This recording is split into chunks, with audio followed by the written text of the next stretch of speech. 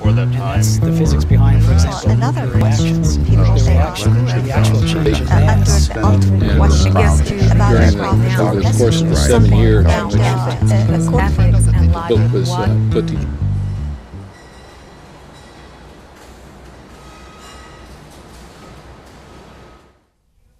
Welcome to the Scholar's Chair. Tonight, a conversation with attorney at law, Anu Kemet from Kemet and Hunt Law Group.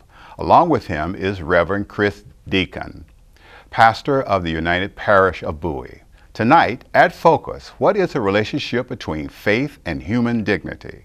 What are the faith values from Christianity and Islam that honors humanity? The answers are right here in the Scholar's Chair. Let the conditions of inequality that we suffered under, when we are the oppressor, the dominant class, let's not impose that injustice on the others. Anybody think that you could have a just system without giving women their rights? Everyone has an opinion, and we sit around the marketplace and talk about opinion, but what is true?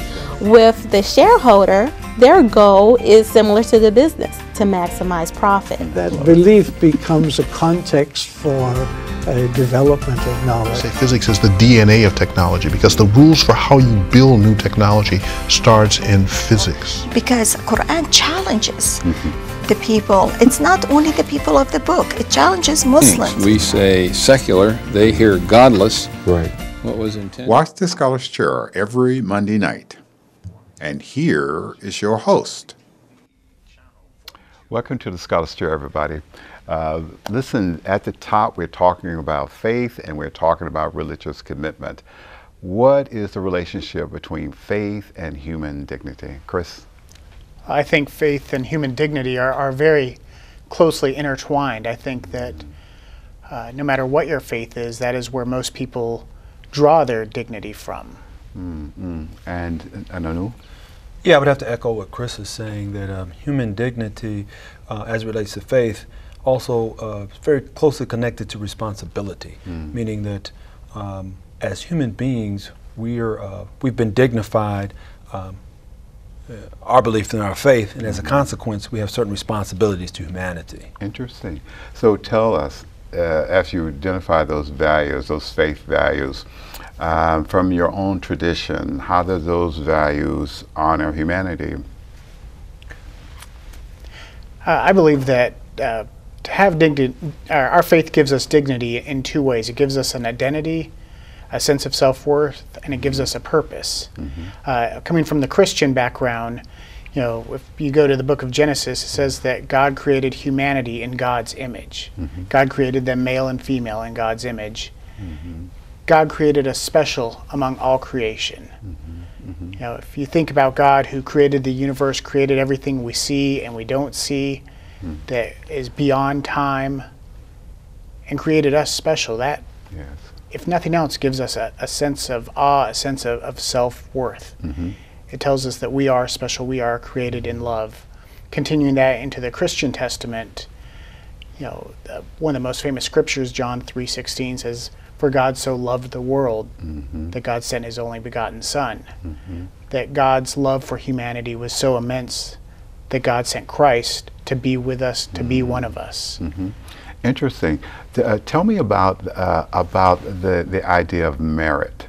Where does the idea of merit fit in this picture? I'll give it to. You say merit. What do you mean? In other words, I think that sometimes people feel that because human beings are created by God, that they have nothing to do. You know, I think that they believe that somehow this miracle that has happened doesn't opts them out of responsibility. And I was curious about the idea of that responsibility as it relates to human dignity. So, from the Islamic perspective, you'd be very hard pressed as a Muslim to think that you don't have a very big responsibility and that you have much work to do amongst humanity. Allah subhanahu wa ta'ala, or God, put us here as the Khalifa. He put us here as a vice regent in the world, and he gave us a responsibility. And he gave us a religion. This religion is Islam, and he gave us a prophet, the Prophet Muhammad. And Prophet Muhammad was said to be sent here to perfect manners, okay? And those, the best among you are the ones with the best manners. And this responsibility of having good manners it's a responsibility that goes high and low. Everything from simply saying thank you and please, but it's how you treat your neighbors, and your neighbors having rights over you, and your Muslim brothers and sisters having rights over you, and non-Muslims having rights over you, and nature having rights over you, and the earth of having rights over you. So the Muslim has a very big responsibility here on the planet to behave in a certain way which is in accord with your position as the vice regent here on the earth. Most people don't use that word very often, vicegerent. What does that mean? Well, the Khalifa, which means that he, in essence, honored you, that Allah honored you and gave you, first of all, consciousness of yourself and of Him, right? And He gave you the ability to obey or disobey, okay? And so it's sort of like Mission Impossible. Your mission, should you choose to accept it, is to have the best of manners, is to emulate the prophet who was sent to all humanity and all the prophets. In essence, what their mission was obey God, love God, fear God in a good sense. Interesting. So how does faith uplift humanity? A few examples. How does faith uplift the dignity of man? As I said, we draw our dignity from being created in the image of God, but through both the Jewish Testament and the Christian Testament, time and again we see God entering into covenant with humanity. We see God entering into relationship with humanity. And the fact that it didn't stop at creation, but God continued a desire to continued relationship with humanity up through the prophets, through Jesus Christ. Shows that humanity is uplifted in God's eyes. And then when Christ was asked, what is the greatest commandment? He said to love God with your strength, your heart, your mind. And a second like it is to love your neighbor as you love yourself. So God says, or Christ says, you have dignity, you should give dignity to others. And that way He charges us also with uplifting our brothers and sisters. And give me your working definition of dignity, the word. And I say this, and I'll give you time in just a moment to think about it. The dictionary definition is the quality or state of being worthy of esteem and respect. Do you buy into that idea, and how does it fit in with the Christian theology? I think that's very close to how I would define it. I would say, dignity is having worth, being valuable, being worthy of respect, being deemed as something precious and special, and operating out of that idea of identity. Tell me about the identity of the Muslim. How is this submission of God actually informs you of the word dignity, the definition, the state of being worthy, and the state of owning respect? So it said that Allah singled out man, Adam, and He favored you over all others. So He has angels, and He favored you over the angels. He has creation, and He favored you over creation. He has animals, and He favored you over the animals, okay? And He favored you, and He gave you responsibility to them. So we're the caretakers of the earth, okay? We're the caretakers of the animals, okay? We're the caretakers of one another and of humanity, okay? And as a consequence of that, you have a great responsibility to one another to be, I'll use the word God-like, but I really want to say to manifest those characteristics of God in your relationships with humanity and all of creation. This is your responsibility. This is your mission. Yes. Tell me, that would actually answer the question that I'm about to ask you, and that is, does faith matter? And tell me, maybe this is a personal question, how does faith matter to you? Faith matters because faith is what forms our intentions, okay? You can, with faith, you're doing something with the intention of having a benefit now and or in the afterlife, okay? Without faith, you're only concerned, you could be concerned only with yourself in a sort of narcissistic way. You could be only concerned with life and humanity and creation in a temporal way, faith ought to inform your intentions. It ought to inform your design. It ought to inform where your mission is going. It should get you to the final destination, which is paradise, heaven, or an afterlife. Yes, or a positive future. Exactly. Yes. Curious, the same question, faith matters. Yeah, I think absolutely faith matters. Yeah. If not, I'm in the wrong career. I think faith, everybody has faith. Whether they're Christian, Jewish, Muslim, agnostic, atheist, Hindu, Buddhist, whatever they might be, they have faith in something. Yes. And it's our faith that gives us the framework for how we view the world, how we approach decisions, how we make ethical decisions, and just about how we approach life. And so it's very important to have a faith in something. You know, I put my faith in God, I put my faith in Christ, and that informs my worldview and informs how I approach life and approach decisions and how I treat my brothers and sisters in humanity. Interesting. Faith in the truth. You know, so this is a good idea to go forward with. Now the idea of the, as a matter of fact, Chris, you mentioned it a few times earlier, the idea of the image of God. Tell me, how does that help you from not slipping into a notion of exclusivity? Because if I'm looking at a deity or thinking about the deity in my own image, it seems to me that would almost instantly formulate in my mind that all others are not part of the deity. Tell me, how is that processed out? And I was telling you earlier that I went to a cathedral in Washington, D.C., and I saw in one corner a Madonna and Child in Chinese version. I saw one in European version. I saw one in Mexican version, which was unusual. But I was curious, how do you reconcile those? Well, I think that you have to be very careful when you say that humanity is created in God's image, not to reverse that and create God in our own image. I think when you do that, it lends to exclusivity. I wish I could remember who said it, but when someone said, when God hates the same things you do, you've created your own God. I think that when we say that we're created in the image of God, it doesn't necessarily mean physically. You know, I don't think God is necessarily a middle-aged, bald white man.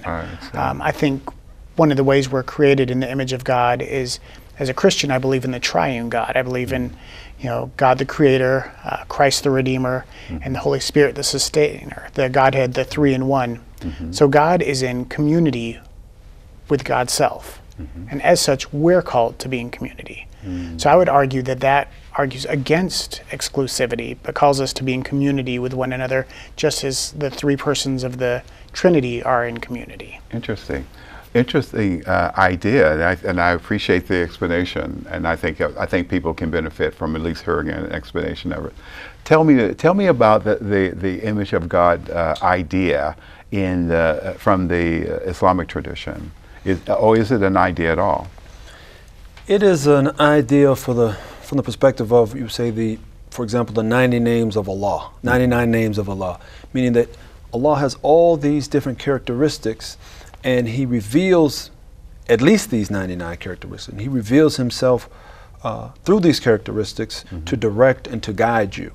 In Islam, I think that we have less of a tendency, at least on any sort of conscious way, to try to be consciously emulating God or feeling like I'm in His image, because we have a lot of, we have this expression, La ilaha illallah, there's only one God, or we have a lot of expressions such, only Allah knows. Okay, so there's this constant reminder that although you have a responsibility to be in the world doing Allah's work, you're not Allah. Okay, and I think that if you're a right-minded, religious thinking person, you're also going to emulate that type of thinking. I quite agree. So we have dealt with the definition of dignity. How do people of faith protect their dignity?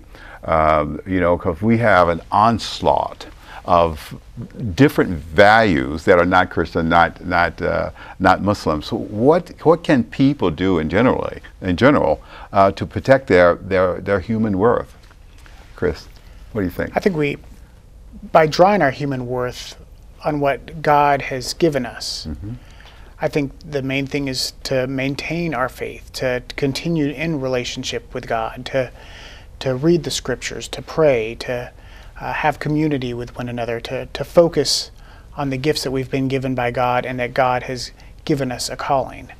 By remembering that we're created in the image of God, as everyone is all of humanity is created in the image of God. It protects not only our own self-dignity, but helps us remember that all human beings are worthy of dignity. That's interesting. What do you think? So when you asked the question, the first thing my mind went to was do unto others as you would have them do unto you. But that's your line. So Right.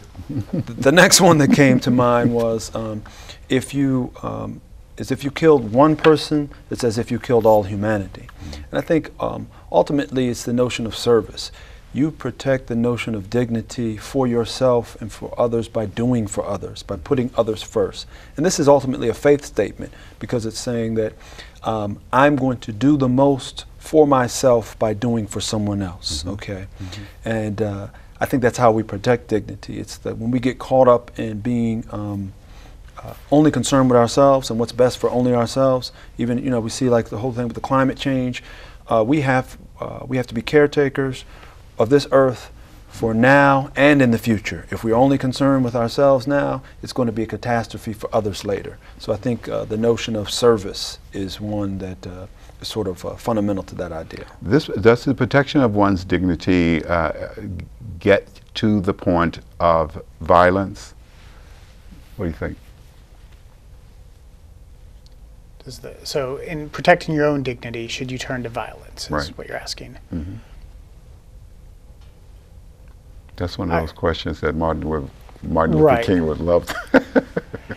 And he would probably answer a resounding no. Right. And I would probably tend to echo him. I'm not a complete pacifist, but I lean heavily that way. Yes. Less so since I've had a 4-year-old daughter who I'm very protective of. Yes. But no, I think because our dignity is tied up in being created by God, we believe that all humanity has dignity because they are created by God. They are in the image of God. And so to be violent towards someone else is to be harming the image of God in someone else. I see. Now you Muslims have been the prophet has been recorded in history as picking up a sword for what reason? I think to do the greatest good. I think you have an ongoing obligation to do the greatest good. And couching that in terms of violence, I think would be a mischaracterization. Okay, if I come to the aid to the weak, to the needy, to the vulnerable, and for the purpose of protecting them, is that violence? I mean, I'll let you decide. Yeah. I would say it's fulfilling my obligation. I see. Okay, if I stop others from doing harm in order to do a greater good, is that a slippery slope? It absolutely can be. Is doing nothing in the face of atrocity also a great crime? Absolutely. Balancing the two, is that a fundamental human conundrum? Absolutely too. Interesting. That's an interesting analysis. I think it's the first time I've heard that one, but it's a good one. It said, do people show, or should people show, self-respect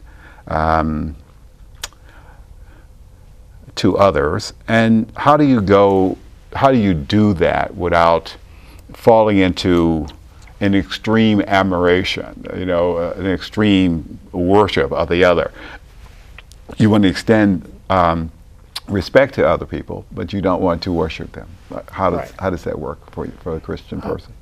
As I said earlier, if you believe that all of humanity is created in God's image, that they all bear the image of God, they're all worthy of respect. However, they are not God. They are created in God's image, but they are not God.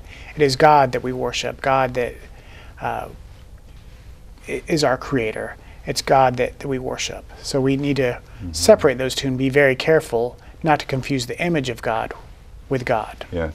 Yes. Would it be, you think, easier, at least grammatically, or in matter of syntax, if you just declare God transcendent beyond physical expression or physical depiction of them? Oh, absolutely. Yeah, and a manifestation. Of course, everything He creates, it should be respected. Right. Yes. What about you, my dear attorney at law? I'm going to say that in Islam, that Allah created Islam. He gave us this religion, and He perfected, and He gave us a prophet. So the Muslim has a prophet who's an example. So we kind of have I don't want to call it a cheat sheet, but if you don't know the answer, you have someone who's lived a life and an example that you ought follow. And it's in that life example, you're going to find the answer for whatever ails you, for whatever trials and whatever tribulations that you may face. So he's serving as an example. Exactly. For us. So tell me about the idea that you find in your traditions for economic dignity. Does that have meaning and relevance in both traditions?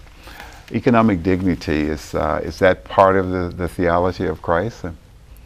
I believe it is. If you look at the people that Christ came to the aid of in the New Testament, you see Him going to the lepers, the blind, the prostitutes, the destitute, those who were looked down upon by society, those who were overlooked, those who were forgotten. Yes. And it's them that He often reaches out to. It's them that He heals. It's them that He re-enters into society. That He, it's not a strict economic view, but it's a societal view. And if you cast that to modern day society and ask, who are the lepers? Who are those who are cast aside? They are often those without economic powers. And to try to give everyone the same dignity economically, I think we need to provide the same opportunities for everyone. In Christ's time, if you were blind, if you were lame, if you had some ailment, you did not have the same opportunities. You couldn't produce in that society, so you were cast aside. So we need to make sure that everyone has the same opportunities, equal opportunity for health care, for education, for advancement. Interesting.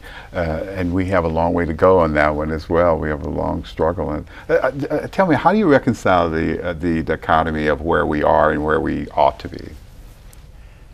I believe humanity is a flawed, fallen creature. I believe we cannot help but sin, that we so often look after ourselves instead of looking after others, and this broken world is part of what's caused that dichotomy.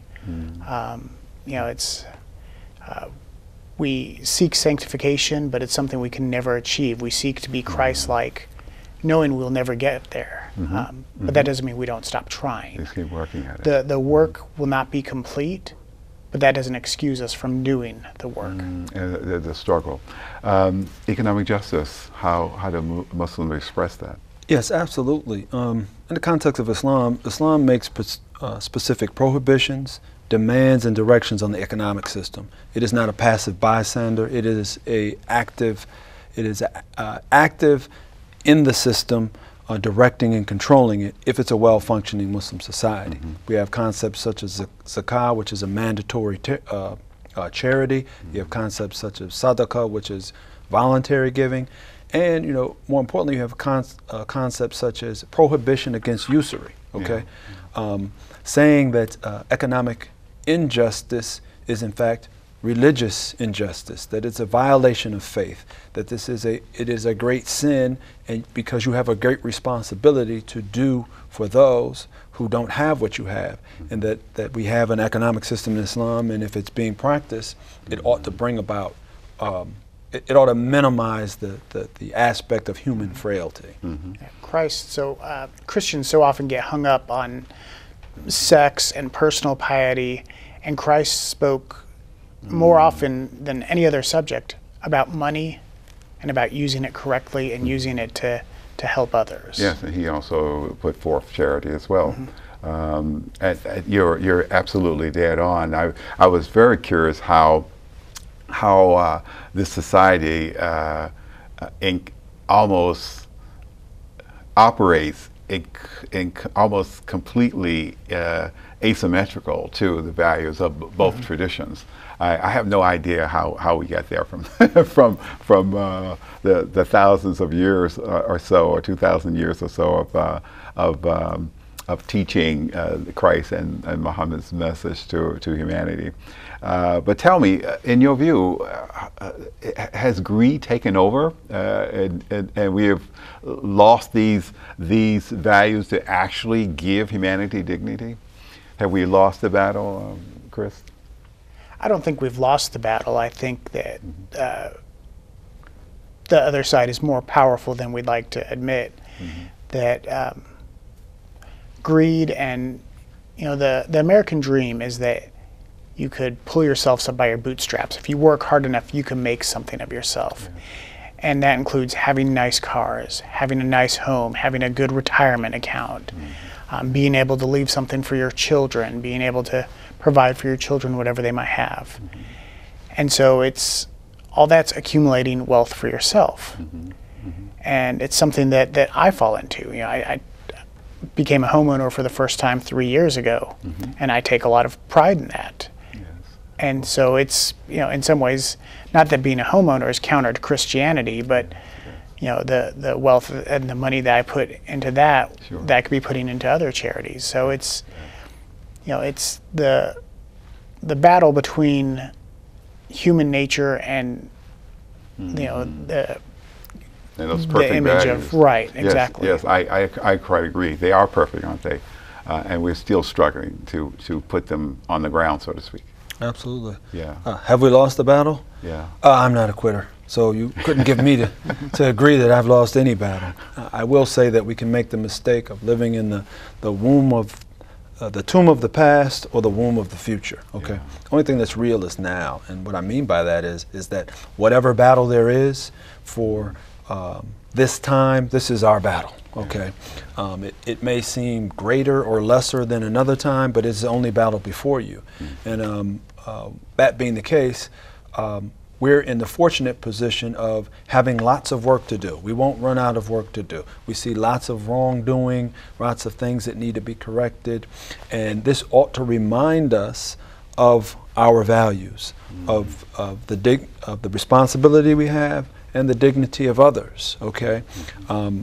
Just coming from my not only my religious background but my ethnic background, just being African American, issues of economic justice are very, very important. Okay, we didn't just want to sit in so we could get a soda at the counter. We sat in so we could change our economic situation. We could change our education situation. So I think that being keen to remind others of those struggles and that that we can persevere is one of the responsibilities that we have, because we're well acquainted with it. Yes, that's very true. Economic justice is important to everyone, and that gets to my next question. Really, what's should we be about changing society? And I know you don't have a whole lot of time to answer that, because he's just given me a 3-second rule off. But I wanted to ask, would you agree with me that people of faith should be about the business of promoting individual spiritual and intellectual advancement and trying to change the society to help the dignity of human beings rise? Would you agree with that statement? Absolutely. Yes, absolutely. Oh, we have a quorum. This is great. Well, that's another Scholars Chair. You can find us online at read1communications.com. We've been talking tonight to attorney Anu Kemet and Reverend Chris Deacon, and we've been talking about the relationship between faith and human dignity. I am Khalil Shadid. Good night.